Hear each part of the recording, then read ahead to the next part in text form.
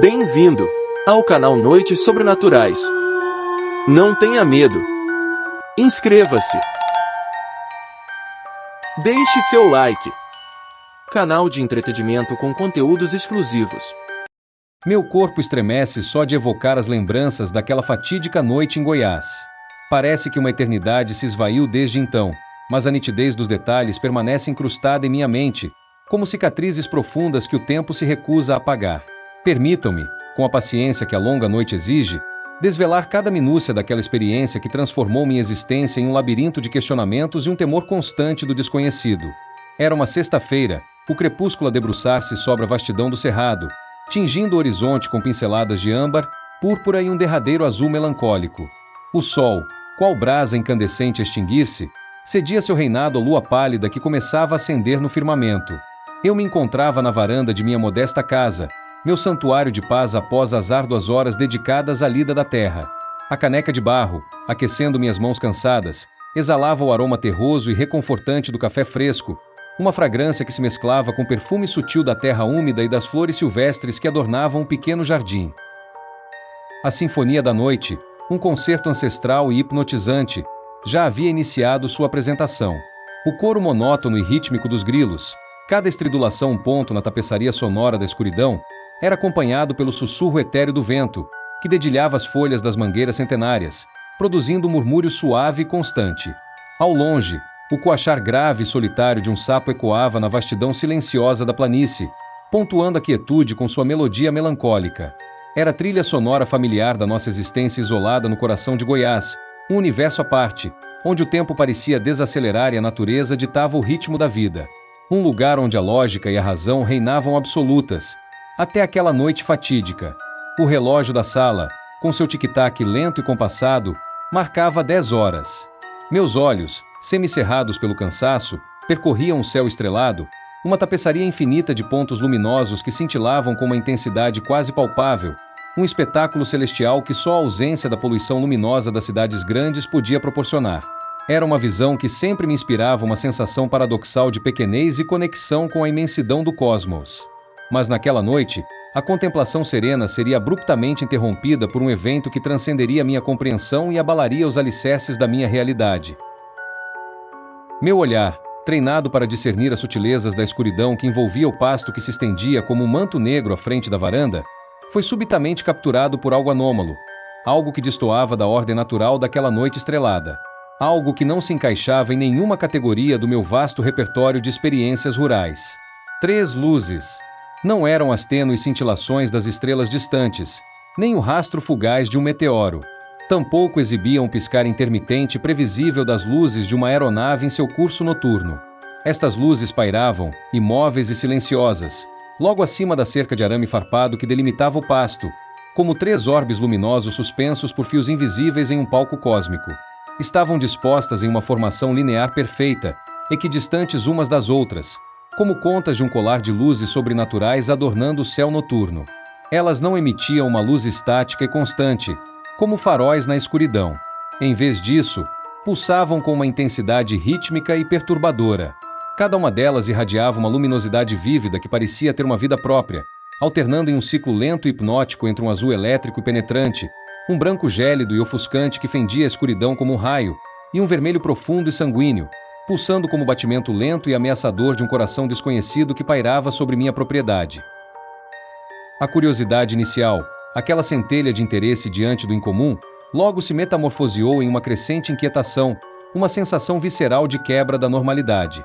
Isso não era um fenômeno natural. Não se assemelhava a nada que meus olhos cansados de incontáveis noites estreladas jamais haviam testemunhado.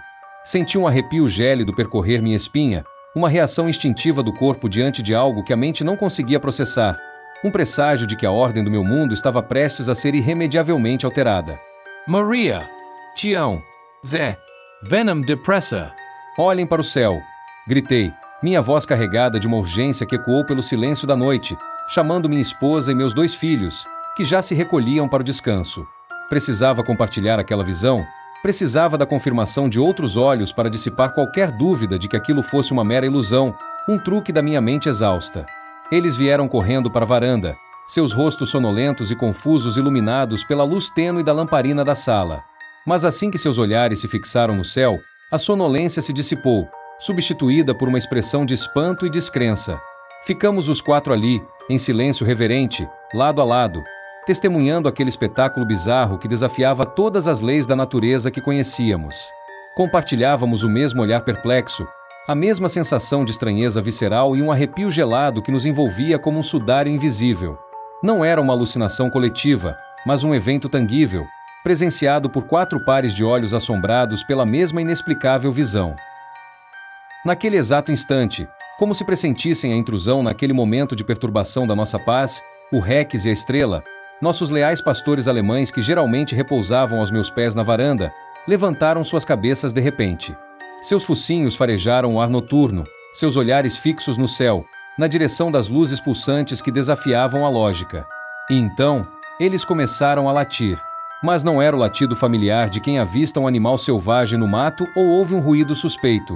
Era um latido gutural e agoniado, carregado de um tom de alerta e apreensão que nunca havia ouvido antes em seus anos de leal companheirismo. Era como se eles pressentissem uma ameaça iminente, uma invasão do nosso território que transcendia sua compreensão canina. Instintivamente, larguei a caneca sobre o parapeito da varanda e peguei a lanterna enferrujada que sempre mantinha por perto. O feixe de luz trêmulo e vacilante cortou a escuridão enquanto eu corria até a porteira do pasto, meus pés descalços apressados sobre a terra fria.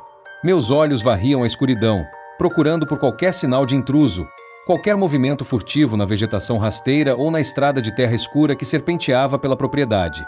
Mas não vi nada. Absolutamente nada.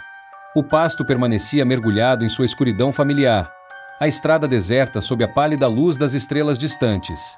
Era como se a ameaça, o perigo invisível que perturbava meus cães e nos assombrava, viesse de cima, de um domínio que não podíamos alcançar ou compreender com nossos sentidos limitados. A noite que se seguiu se arrastou com a lentidão torturante de uma eternidade. O sono fugiu de mim, substituído por uma ansiedade lancinante por imagens daquelas luzes estranhas que dançavam incessantemente em minha mente, projetando sombras fantasmagóricas nas paredes do meu quarto. Cada ruído noturno, antes familiar e reconfortante, agora parecia amplificado e ameaçador. O rangido das tábuas do assoalho, o farfalhar das folhas agitadas pelo vento, o coachar distante do sapo, tudo parecia carregar um significado sinistro, um prenúncio do que estava por vir. A manhã seguinte despontou com uma atmosfera ainda mais carregada, opressora como um céu antes da tempestade. Um silêncio incomum pairava sobre a fazenda, a ausência dos sons matinais habituais, o canto alegre dos pássaros, o mugido distante do gado, o cacarejar matinal das galinhas, parecia gritar mais alto que qualquer barulho. Fui tratar dos animais com um pressentimento sombrio e pesado no coração, e o que encontrei no curral gelou meu sangue nas veias, transformando o medo em um terror visceral. 4 vacas. 4 das minhas melhores cabeças de gado, animais saudáveis e produtivos que garantiram o sustento da minha família, haviam desaparecido durante a noite. Simplesmente sumido, como se tivessem sido varridas da face da terra por uma força invisível. Não havia sinais de luta, de uma fuga desesperada, de qualquer violência que pudesse explicar seu desaparecimento repentino. As cercas de arame farpado estavam intactas, sem um único fio rompido ou sinal de arrombamento. O chão de terra batido ao redor dos currais não revelava pegadas estranhas, nenhum rastro que pudesse indicar a presença de um ladrão de gado ou de um predador selvagem. E o mais perturbador, o mais inexplicável de tudo, não havia sequer um vestígio de sangue, nenhuma evidência de um abate brutal. Era como se aqueles animais tivessem se desmaterializado, evaporado no ar rarefeito da noite sem deixar qualquer vestígio de sua existência. Um medo frio e paralisante apertou meu peito, constringindo minha respiração. Aquilo não era obra de um ladrão comum, movido pela ganância. Tampouco era o resultado da ação de um animal selvagem faminto, seguindo seus instintos predatórios. Era algo fundamentalmente diferente. Algo que desafiava qualquer explicação lógica que minha mente cansada e limitada pudesse conceber.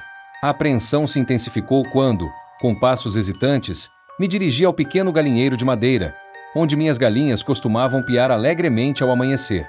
A porta estava trancada com a velha tranca enferrujada que eu sempre usava para protegê-las durante a noite. Mas ao empurrar a porta e espiar para dentro, fui confrontado com um vazio inexplicável que gelou até meus ossos.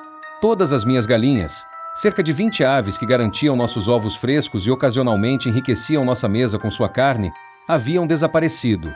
Não havia uma única pena espalhada pelo chão de terra, nenhum sinal de confusão ou luta. E, assim como com o gado, eu não havia ouvido um único cacarejo, nenhum barulho estranho vindo do galinheiro durante toda a madrugada. Era como se um silêncio espectral tivesse engolido toda a vida ali dentro. Naquele momento, uma sensação horrível e visceral tomou conta de mim, uma mistura de terror e impotência diante de algo que eu não conseguia compreender.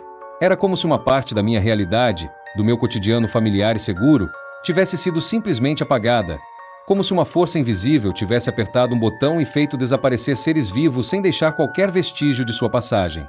O medo se mesclava com uma profunda sensação de vulnerabilidade, aterrorizando-me com a certeza de que estávamos à mercê de algo que transcendia a nossa compreensão.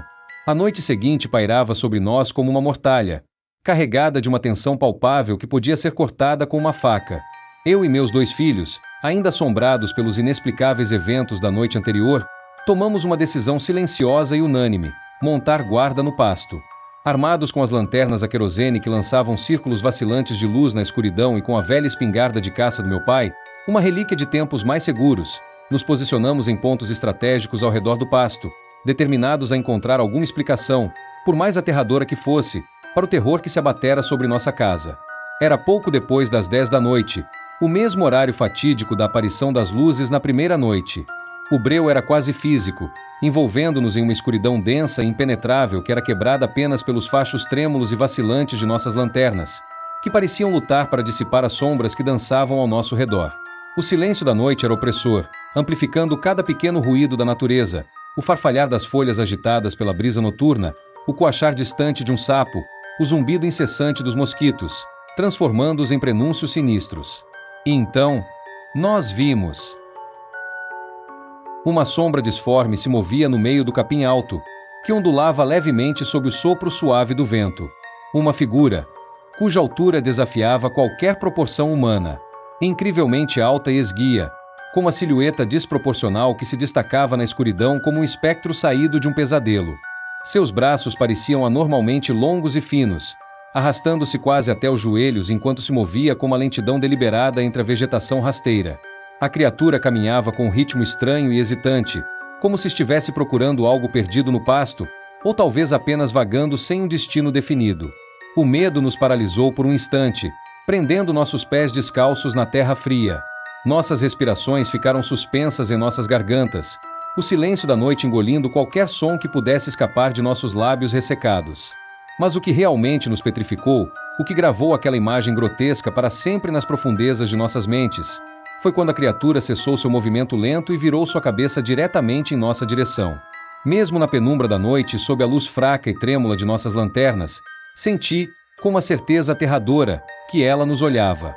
Não havia olhos brilhantes como os de um animal noturno, mas senti um foco intenso, uma tensão fria e direcionada a nós que nos atravessou como uma lâmina gelada. Não consigo explicar com palavras a sensação que nos invadiu naquele momento. Era como se fossemos objetos de um escrutínio silencioso e penetrante. Naquele olhar invisível na escuridão, havia algo mais do que instinto animal.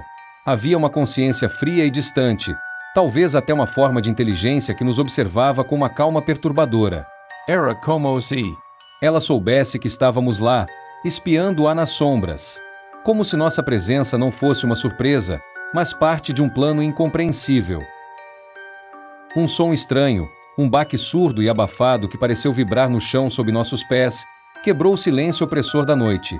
Naquele instante, o medo inicial, que já nos paralisava, se transformou em pavor puro, um terror visceral que nos prendeu como raízes na terra, incapazes de qualquer reação.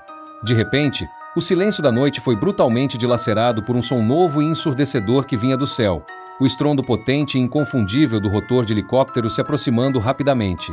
3 deles surgiram na escuridão, cortando o céu estrelado com suas formas escuras e ameaçadoras. Eram pretos como a própria noite, completamente desprovidos de qualquer marca distintiva, sem luzes de navegação piscando para indicar sua origem ou propósito.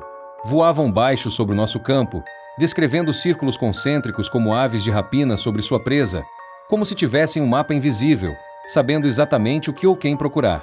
Os faróis potentes dos helicópteros se acenderam simultaneamente, varrendo o pasto com feixes de luz branca e intensa que cortavam a escuridão como espadas luminosas. A luz fria e artificial iluminou a figura da criatura, revelando em detalhes sua forma esquelética, seus longos membros desproporcionais e sua postura estranhamente ereta.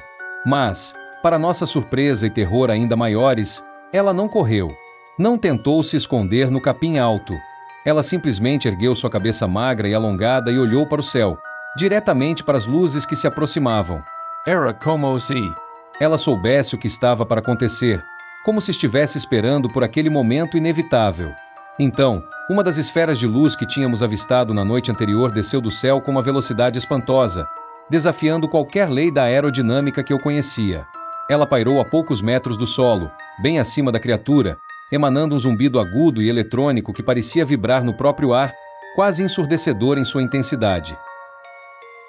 E então, um feixe de luz ainda mais intenso, quase sólido em sua luminosidade, projetou-se da esfera luminosa diretamente em direção à criatura. Vimos, paralisados pelo medo e pela incredulidade, quando a figura alta e magra foi envolvida por aquela luz brilhante, como se estivesse sendo puxada para cima por uma força invisível. Ela flutuou, sem emitir um único som, sem oferecer qualquer resistência, elevando-se lentamente do chão em direção à luz que a engolia por completo. Um som estranho, como de um vácuo sendo criado, acompanhou a ascensão da criatura. Era como se o próprio ar estivesse sendo aspirado para dentro daquela luz intensa, um silêncio espectral tomando lugar do zumbido agudo. E então, num instante que pareceu durar uma eternidade, tanto a luz quanto a criatura desapareceram, como se tivessem sido apagadas da existência por um poder além da nossa compreensão. Um silêncio pesado e opressor caiu sobre o pasto novamente, quebrado apenas pelo som distante dos helicópteros que ainda pairavam no céu estrelado, como sentinelas silenciosas de um evento inexplicável. Eles permaneceram ali por mais alguns minutos, os rotores cortando o ar da noite com um som ameaçador que ecoava em nossos corações aterrorizados. Depois, tão silenciosamente quanto vieram, partiram, sumindo na escuridão sem deixar qualquer rastro de sua presença, como fantasmas que haviam cumprido sua sinistra missão. Nunca mais os vimos. Naquela noite, olhando para o céu vazio onde as luzes e a criatura haviam estado momentos antes, eu soube, com uma certeza aterradora que se instalou em minha alma como uma sombra permanente, que minha vida havia mudado para sempre. O mundo que eu conhecia, regido pelas leis da natureza e pela lógica da razão, havia sido irremediavelmente abalado. 3 meses depois, não consegui mais suportar a angústia e o medo que permeavam cada canto da minha casa, cada pedaço da minha terra. Vendi a fazenda, abandonei a vida que conhecia, meus vizinhos, meus amigos. Não consegui mais dormir tranquilo naquela casa, naquele pedaço de chão que agora carregava uma memória tão inexplicavelmente bizarra e aterradora. Abandonei a cidade e nunca mais falei abertamente sobre o que vi naquela noite. Quem acreditaria em mim? Me chamariam de louco, de caipira que viu coisa onde não tinha. Mas de vez em quando, em noites escuras e sem lua, escuto boatos sussurrados pelos moradores mais antigos da região. Histórias de luzes estranhas que ainda aparecem sobre os pastos, de sombras esguias e alongadas que se movem furtivamente entre o capim alto, desaparecendo tão rapidamente quanto surgem. Alguns até juram ter ouvido um zumbido sutil no ar, uma vibração quase imperceptível que precede o aparecimento dessas manifestações inexplicáveis. Por isso, se algum dia a vida lhes apresentar luzes no céu que não se comportam como aviões, que não piscam da maneira que deveriam, que desafiam as leis da física que conhecemos, não se aproximem com curiosidade científica. Não tentem filmar com seus aparelhos modernos. Não busquem explicações racionais em livros ou na internet. Apenas corram. Corram o mais rápido que suas pernas puderem e não olhem para trás. Porque alguns sinais ainda estão lá, pairando sobre a nossa realidade, lembrando-nos de que existem forças e mistérios que transcendem a nossa compreensão. E eu sei, por experiência própria, que é melhor nunca descobrir o que realmente significam.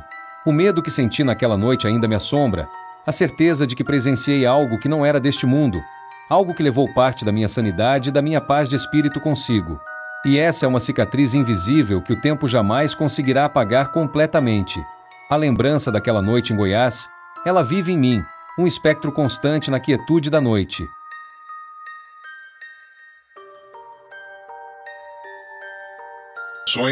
Estava quebrada. O parque, antes um local de terror, agora parecia mais calmo, como se a natureza estivesse finalmente em paz. Os estudantes da UEM, agora heróis, retornaram à cidade. Eles eram conhecidos como os que enfrentaram a lenda e sobreviveram para contar a história. Mas a experiência os marcou para sempre. Embora a criatura tivesse sido destruída, o peso das lembranças daquelas noites de terror nunca os abandonaria. Lucas, Mariana, Felipe e Camila aprenderam que nem tudo pode ser explicado pela razão. Algumas lendas, algumas histórias, são muito mais do que simples superstições. São advertências de um passado que ainda tem poder sobre o presente. E em Maringá, as sombras dos bosques e parques, mesmo após o fim da maldição, continuam a sussurrar, lembrando a todos de que algumas lendas nunca morrem completamente.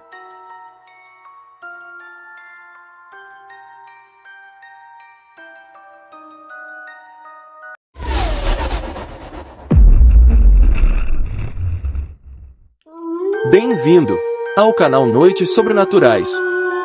Não tenha medo. Inscreva-se. Deixe seu like.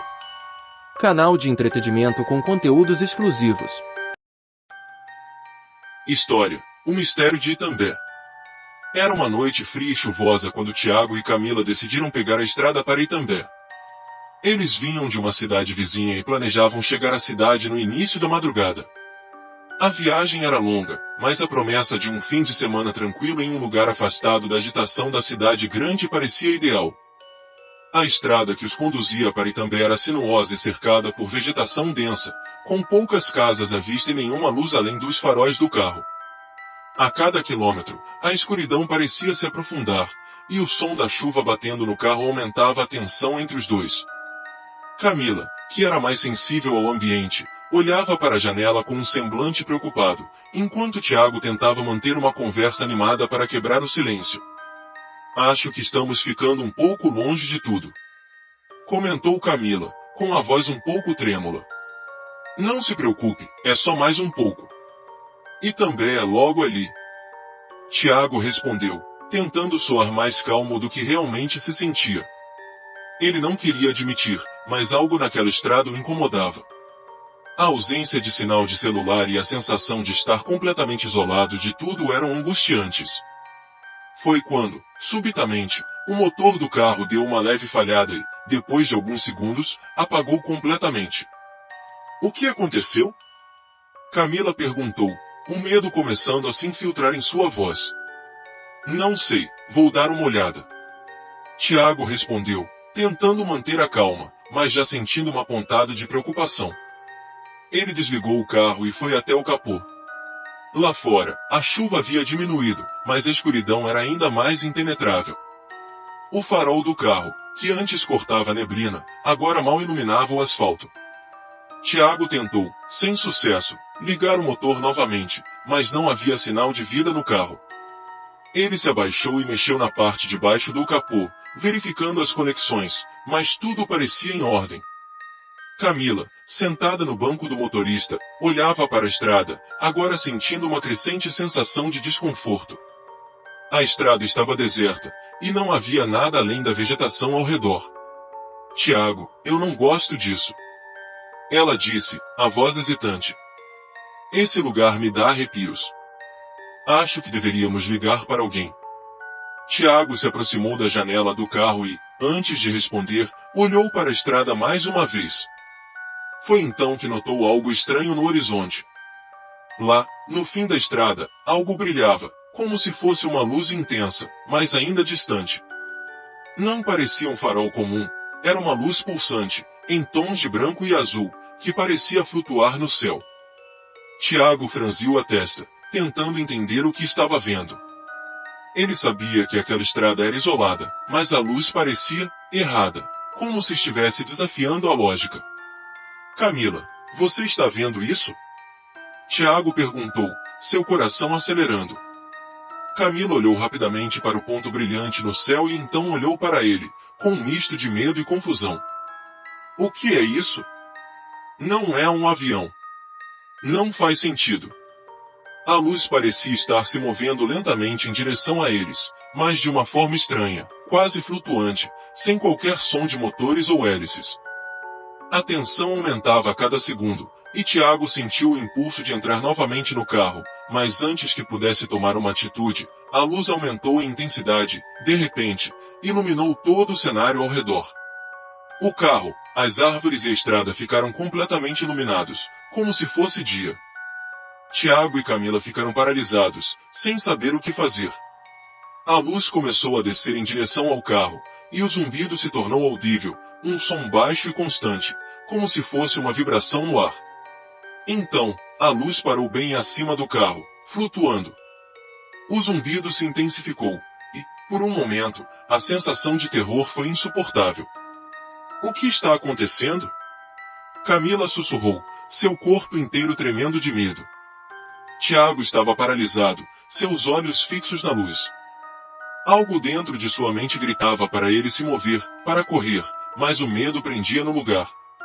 A luz parecia estar se aproximando ainda mais, quase como se estivesse observando-os.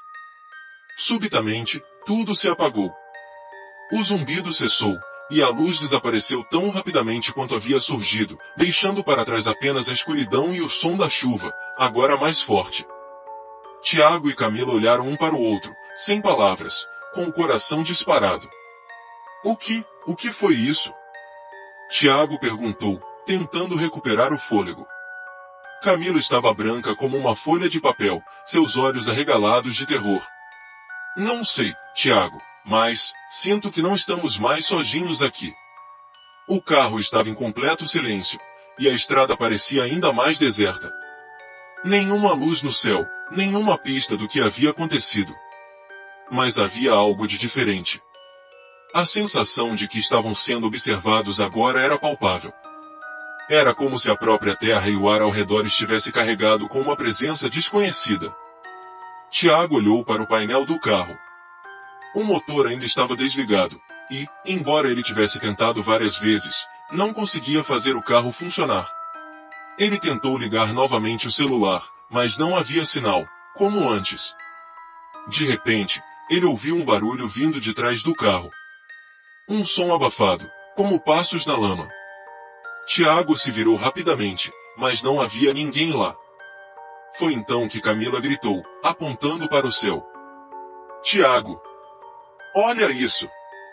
Ele virou a cabeça, e o céu estava novamente iluminado, mas agora, a luz estava em outro ponto. Era como se várias luzes estivessem se movimentando em formação, como se estivessem observando a estrada. As luzes começaram a descer mais uma vez, mas desta vez, o zumbido não era apenas um som distante. Era algo que ressoava no fundo do peito, como se estivessem dentro de uma caixa de ressonância gigante. Tiago, o que vamos fazer? Camila perguntou, sua voz quase um sussurro. Ele olhou para ela, os olhos cheios de pânico. Não havia respostas, não havia explicações. Tudo o que ele sabia é que algo estava prestes a acontecer, algo que eles não poderiam controlar. O zumbido ficou ensurdecedor, e, de repente, o carro se iluminou novamente com uma luz fria e intensa. Foi então que Tiago teve a sensação de que algo estava acontecendo com o tempo. Era como se o próprio espaço estivesse se distorcendo, e ele sentiu uma vertigem estranha, como se estivesse sendo puxado para fora da realidade. Ele olhou para Camila, e antes que pudesse dizer qualquer coisa, a luz se intensificou e, em um piscar de olhos, a estrada ao redor desapareceu. O carro não estava mais na estrada. Eles estavam em um lugar estranho, uma paisagem árida e desolada, sem fim à vista. O som da chuva havia sumido, e tudo estava em um silêncio mortal. Tiago não sabia quanto tempo havia se passado. Estava em um estado de transe, e a sensação de estar preso em uma realidade paralela tomou conta dele. Mas, de repente, as luzes se apagaram novamente, e tudo voltou ao normal. O carro estava de volta à estrada de Itambé, exatamente onde havia parado antes. O céu estava claro, e não havia sinal das luzes ou do zumbido. Tiago e Camila estavam em choque.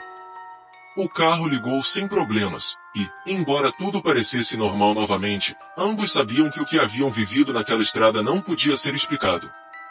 Algo inexplicável havia acontecido, algo que os havia levado para além da compreensão. Sem dizer uma palavra, Tiago acelerou o carro, e os dois seguiram em silêncio pelo resto do caminho até Itambé, com a sensação de que nada seria como antes. Quando finalmente chegaram à cidade, ninguém parecia saber nada sobre o que havia acontecido na estrada. As autoridades não haviam recebido qualquer relato de atividade incomum. Mas Tiago e Camila sabiam que, para eles, nada mais seria como antes. A estrada para Itambé, agora, não era apenas um simples caminho entre cidades. Ela era o portal para o desconhecido, um mistério que, talvez, nunca fosse desvendado. Fim.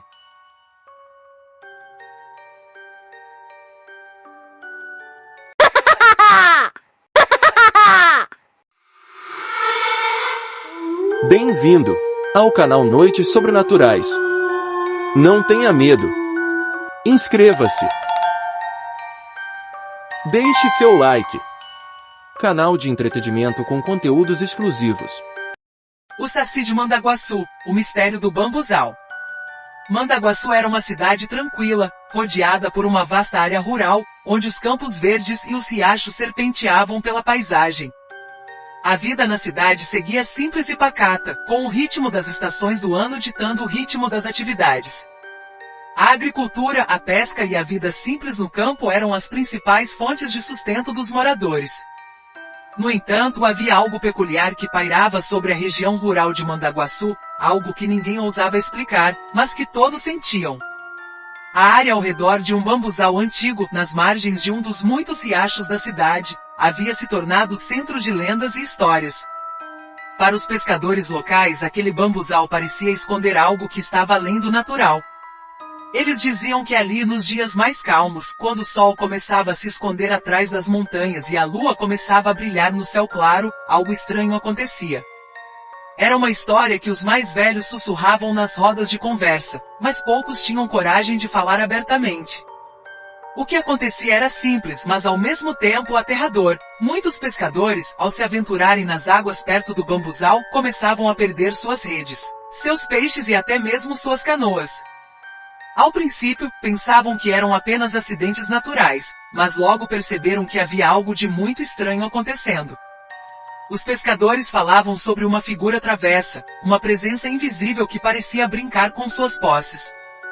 Alguns afirmavam ter visto uma figura pequena e ágil, com um gorro vermelho saltando entre os bambus. Outros diziam que ouviam risadas altas e zombeteiras, como se alguém estivesse se divertindo à custa de seu sofrimento. E foi assim que o nome Saci passou a ser murmurado com medo, como se fosse uma maldição viva. A lenda do Saci era bem conhecida na região, como nas demais cidades do interior do Brasil. Contava-se que o Saci era um espírito travesso, um ser mágico que possuía um poder sobrenatural. Ele tinha uma perna só e usava um gorro vermelho que, se caísse, o deixaria impotente. Mas o que mais intrigava as pessoas de Mandaguaçu era que o Saci, além de ser travesso, adorava causar confusão, especialmente para aqueles que se aventuravam em suas terras. Embora a lenda fosse comum, o que acontecia nos arredores do bambuzal de Mandaguaçu parecia ser diferente. Os pescadores que ousavam ir até lá nunca voltavam sem contar algo peculiar, algo que não podiam explicar. As redes estavam vazias, os peixes haviam desaparecido misteriosamente, e até suas canoas pareciam ter sido movidas, como se tivessem sido puxadas para o fundo do rio. Não bastasse isso, alguns pescadores mais corajosos afirmaram ter visto o pequeno homem de uma perna só saltando entre os bambus, rindo de forma assustadora. Os mais velhos começaram a se reunir nas tardes quentes de domingo, discutindo sobre o que poderia estar acontecendo. A cidade estava começando a ficar assombrada pelo medo do Saci, e ninguém sabia como lidar com isso. Ele está brincando conosco, dizia o seu Zé do Rio, um dos pescadores mais antigos da cidade. Eu já ouvi, pessoal. Ele é rápido como um raio e não tem piedade. Mas ninguém sabia realmente o que fazer. As autoridades não estavam nem um pouco preocupadas com a situação, e se a história do Saci era algo para se temer, ninguém parecia estar disposto a enfrentá-lo diretamente. Certa manhã, um jovem pescador chamado Marcos, conhecido por sua coragem e persistência, decidiu que não iria mais permitir que o Saci fizesse daquele bambuzal um lugar amaldiçoado. Ele havia perdido sua rede naquela mesma semana, e não era a primeira vez que algo sumia misteriosamente. Determinado, Marcos decidiu passar a noite nas águas do riacho, próximo ao bambuzal, com o intuito de enfrentar o ser travesso de uma vez por todas. Com o cair da noite, ele se posicionou nas margens do riacho, perto do bambuzal, com sua lanterna apagada e os sentidos aguçados. A única luz vinha da lua cheia, refletindo na água calma do rio. Ele sabia que o Saci gostava de se esconder nas sombras, saltando entre os bambus e se aproveitando da escuridão. Não demorou muito para que ele começasse a ouvir o som das folhas sendo mexidas, o farfalhar característico de algo pequeno se movendo entre os bambus. De repente, um riso baixo e zombeteiro quebrou o silêncio. Marcos congelou. Ele sabia que o Saci estava por ali observando, esperando o momento certo para fazer sua travessura. E então, em um piscar de olhos, o Saci apareceu. Marcos o viu saltando de um bambu para o outro, com seu gorro vermelho brilhando sob a luz da lua. O Saci tinha um sorriso travesso e olhos brilhantes, e sua risada ecoou pelo ar, como se zombasse de Marcos.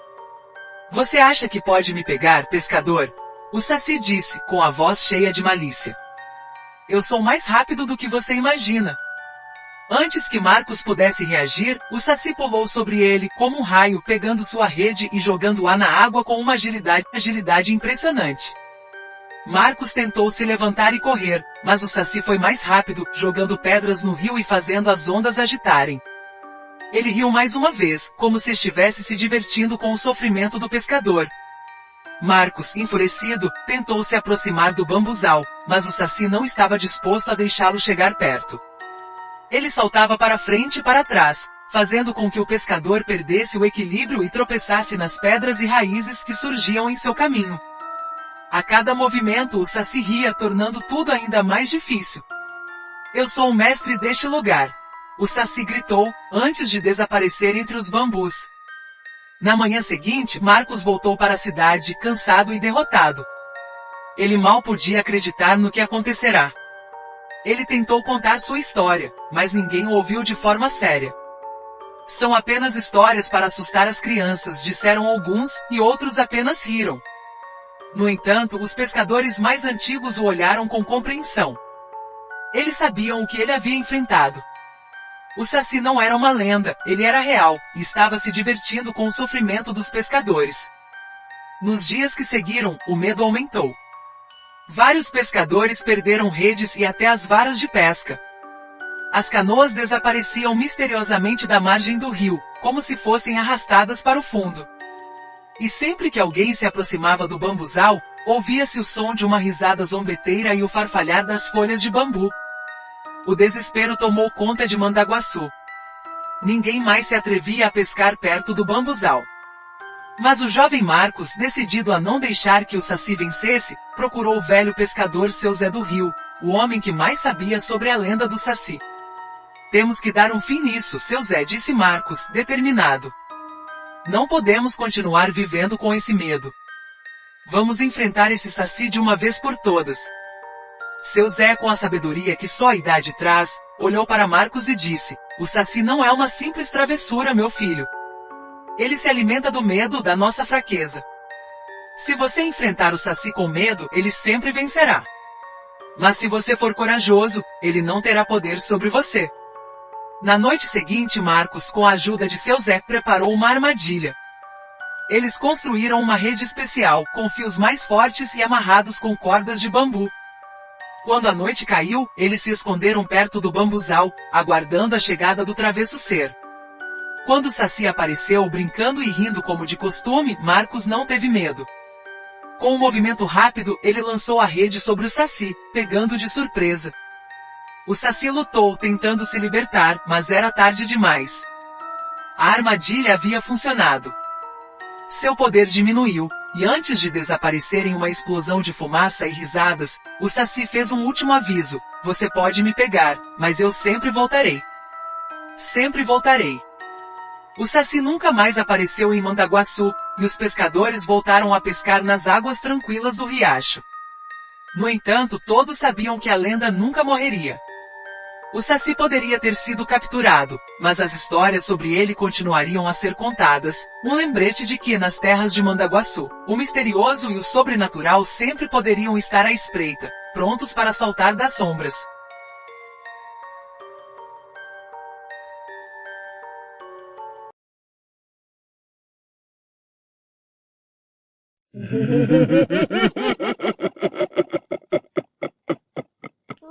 Bem-vindo ao canal Noites Sobrenaturais. Não tenha medo. Inscreva-se. Deixe seu like. Canal de entretenimento com conteúdos exclusivos. A cidade de Doutor Camargo, no Paraná, era uma das muitas cidades pequenas e pacatas que pontilhavam o interior do estado. A cidade estava rodeada por uma natureza exuberante, matas densas, campos vastos e o imponente rio Ivaí, cujas águas límpidas e tranquilas cortavam a região com seu murmúrio constante. Para os moradores locais, a vida era simples, marcada pelas tradições de pesca, caça e trabalho agrícola. No entanto, desde a década de 50, algo estranho acontecia nas matas ao redor do rio Ivaí, algo que afetava, principalmente, caçadores e pescadores. Naqueles anos, poucos se atreviam a se aventurar muito longe das trilhas conhecidas.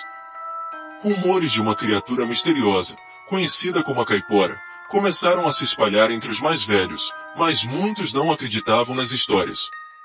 No entanto, os mais experientes sabiam que algo inexplicável estava acontecendo nas florestas. O que parecia ser apenas uma lenda antiga, transmitida de geração em geração, estava se tornando uma realidade assustadora. O ano era 1955. João, um jovem pescador da cidade, decidiu descer o rio Ivaí para tentar pescar na parte mais isolada do rio, onde os peixes mais raros e grandes eram encontrados. Ele sabia que os velhos pescadores falavam sobre a caipora, mas achava que eram apenas histórias para assustar os novatos. Certa manhã, ele partiu com a canoa e uma cesta de iscas. Quando ele chegou ao local onde o rio se bifurcava, o silêncio era profundo. Nenhum som de animais, nenhum canto de aves. Apenas o som da água correndo e o vento suave movendo as folhas. Mas logo, algo começou a mudar. O sol começava a se esconder atrás das árvores, e João preparava sua rede de pesca, quando ouviu um farfalhar na mata densa à sua esquerda. O som era de algo grande se movendo. De repente, uma figura apareceu entre as sombras, uma figura pequena, com pele escura e cabelos desgrenhados, vestindo uma saia feita de folhas e galhos. Ela parecia humana, mas suas feições eram desproporcionais, com os olhos brilhando como 2 pontos de fogo. João sentiu um arrepio percorrer sua espinha. A criatura olhou para ele e, com uma risada baixa e gutural, disse: "Aqui não há lugar para humanos, pescador. Saia logo, ou pagará o preço." João, paralisado de medo, tentou reagir, mas antes que pudesse fazer qualquer movimento, a criatura desapareceu entre as árvores, deixando apenas o eco de sua risada.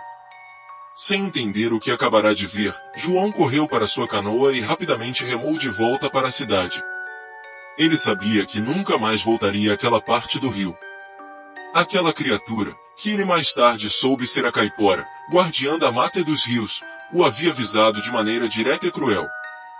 Com o passar dos anos, mais caçadores e pescadores começaram a relatar experiências semelhantes nas matas próximas ao rio Ivaí. A história de João se espalhou rapidamente entre os moradores de Doutor Camargo, mas poucos ousavam questionar a realidade dos relatos. Entre os que se arriscavam a adentrar as matas, muitos desapareceram, e aqueles que retornavam não falavam sobre o que haviam encontrado.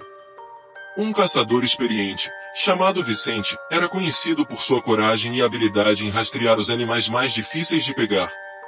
Ele tinha ouvido falar da caipora, mas sempre pensou que fosse apenas uma superstição.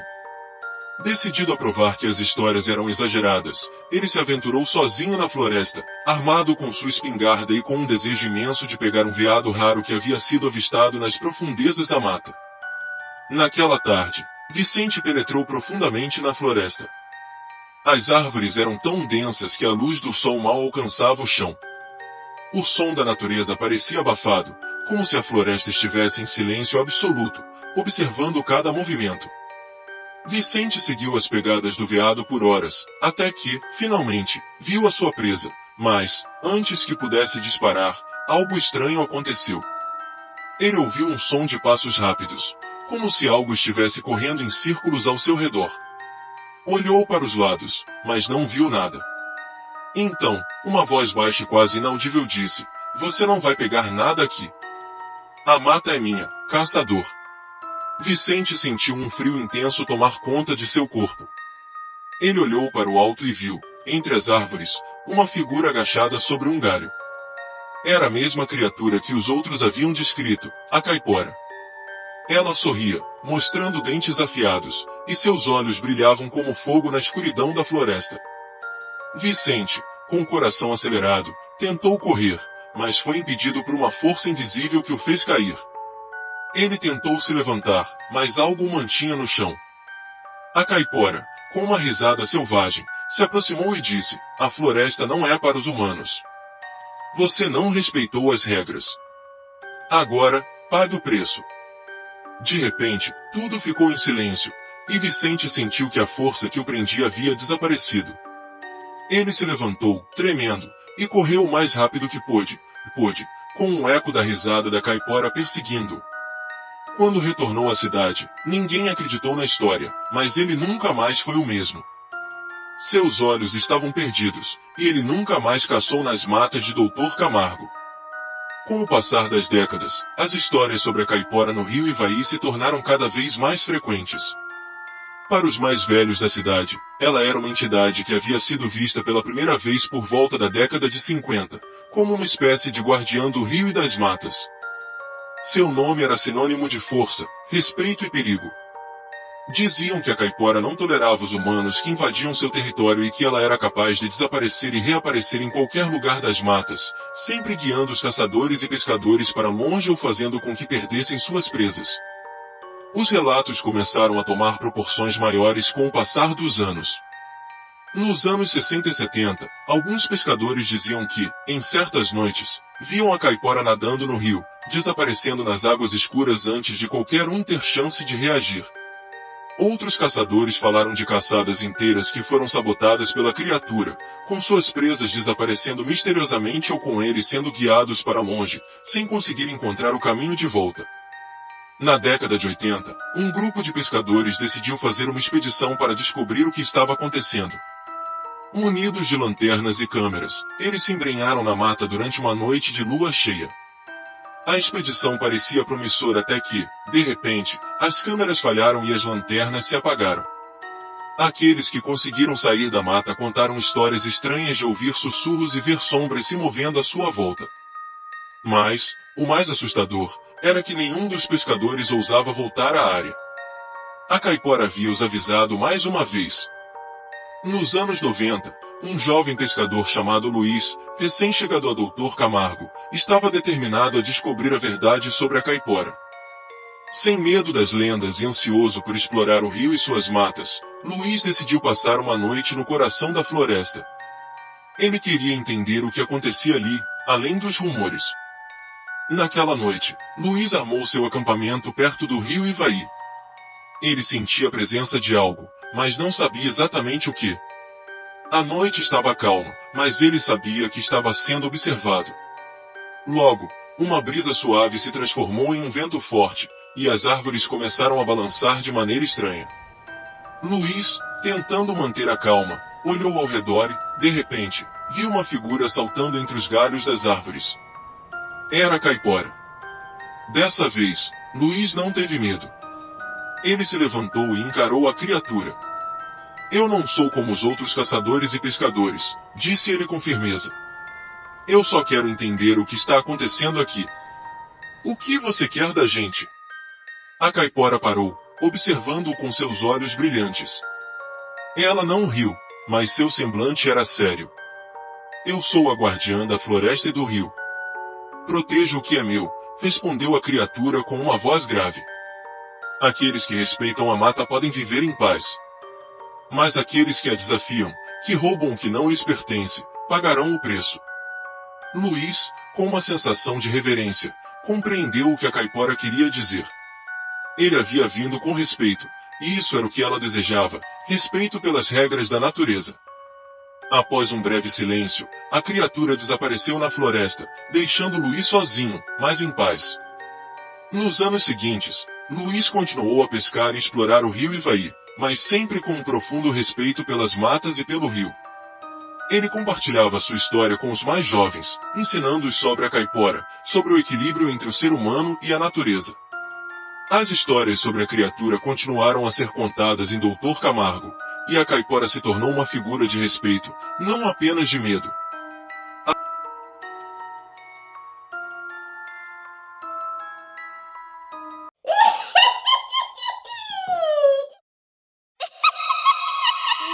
Bem-vindo ao canal Noites Sobrenaturais. Não tenha medo. Inscreva-se. Deixe seu like. Canal de entretenimento com conteúdos exclusivos.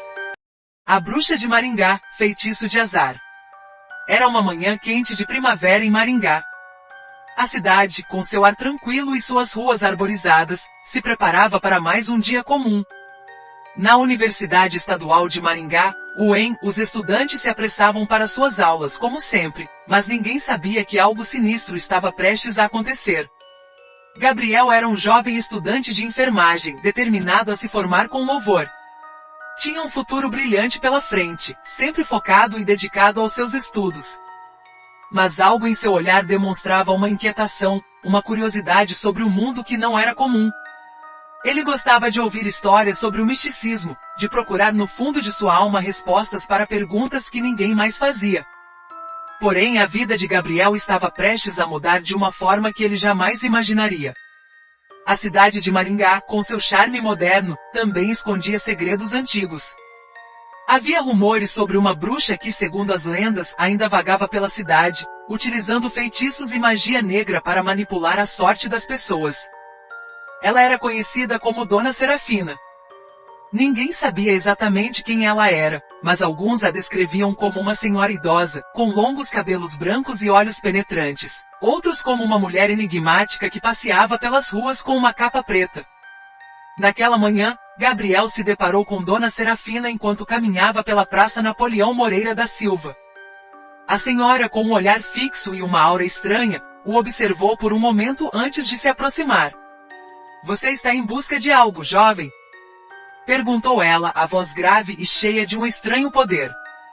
Gabriel, embora sentisse um arrepio na espinha, não conseguiu desviar o olhar.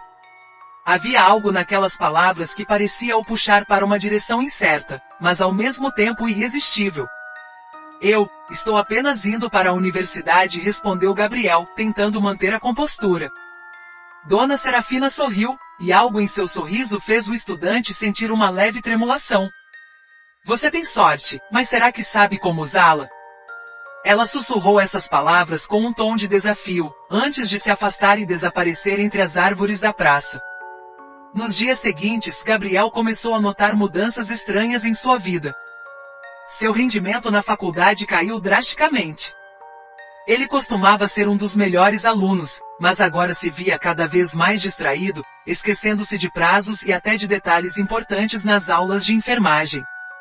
No hospital universitário, onde realizava seus estágios, seus colegas começaram a notar também que ele estava mais atrapalhado, cometendo erros que nunca faria. Mas o pior estava por vir. Certa noite, após mais um longo dia de estudos, Gabriel estava saindo da biblioteca quando tropeçou em uma pedra no caminho e caiu. De imediato, sentiu uma dor forte na perna. Mesmo tentando se levantar, ele não conseguiu. Seu corpo parecia pesado e a dor não cessava. Ele foi levado para o hospital, onde os médicos diagnosticaram uma fratura na perna, mas algo ainda mais grave estava acontecendo com ele. Os dias seguintes foram marcados por uma sucessão de infortúnios. Ele não conseguia se concentrar, perdia objetos importantes, enfrentava quedas constantes e até discutia com pessoas que jamais imaginaria ter um desentendimento. Sua vida estava em um turbilhão de azar, e ele não conseguia entender o que estava acontecendo. Foi quando, numa tarde nublada, Gabriel ouviu de um de seus colegas mais velhos sobre a velha lenda da bruxa de Maringá. Ele soubera por relatos antigos que Dona Serafina, em seus tempos, lançava feitiços de azar nas pessoas que cruzavam seu caminho sem prestar atenção ao que ela dizia. "Ela não perdoa os desatentos", comentaram. E agora, Gabriel começou a perceber que ele estava exatamente onde a bruxa queria. Desesperado, ele decidiu que precisava quebrar esse feitiço. Mas ao buscar respostas nos livros de magia e no conhecimento de seus colegas mais místicos, ele não encontrava uma solução imediata. Em um momento de angústia, enquanto estudava em sua cama, Gabriel sentiu um peso no ar, uma presença estranha. A bruxa estava novamente perto. Ela apareceu diante dele mais uma vez com seu sorriso enigmático. Você achou que poderia escapar, mas cada passo em falso te aproxima daquilo que te espera, ela disse, com uma voz que parecia ecoar na mente de Gabriel. Gabriel, agora totalmente ciente do que estava acontecendo, fez uma última tentativa, pediu ajuda a uma amiga de infância, Lara, que conhecia um pouco sobre rituais e feitiçaria. Juntos tentaram desfazer o feitiço, mas quanto mais se aproximavam de uma solução, mais a maldição se intensificava. Gabriel teve uma queda forte que resultou em uma lesão ainda mais grave, desta vez na coluna, o que o fez cair em uma cadeira de rodas. Mas o mais surpreendente foi o que aconteceu após ele ser hospitalizado. Gabriel sentiu, de algum modo, que o feitiço estava sendo quebrado. Ele teve um sonho, uma visão onde Dona Serafina aparecia mais uma vez.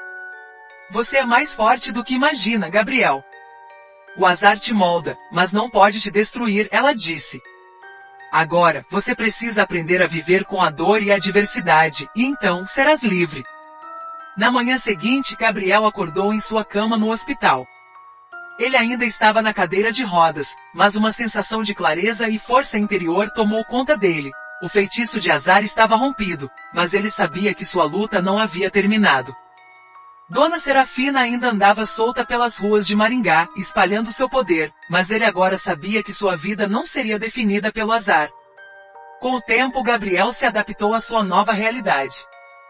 Ele concluiu o curso de enfermagem com honras, se tornando um símbolo de perseverança para seus colegas. Embora ainda sentisse a presença de Dona Serafina em alguns momentos, ele aprendeu a usar as adversidades como lições de vida. A bruxa, no entanto, continuava a vagar pela cidade, e ninguém sabia quando ela voltaria a lançar seu feitiço sobre outro desavisado. A história de Gabriel ficou marcada em Maringá, um lembrete de que até as forças mais sombrias podem ser vencidas pela força de vontade e coragem de quem se recusa a ser derrotado.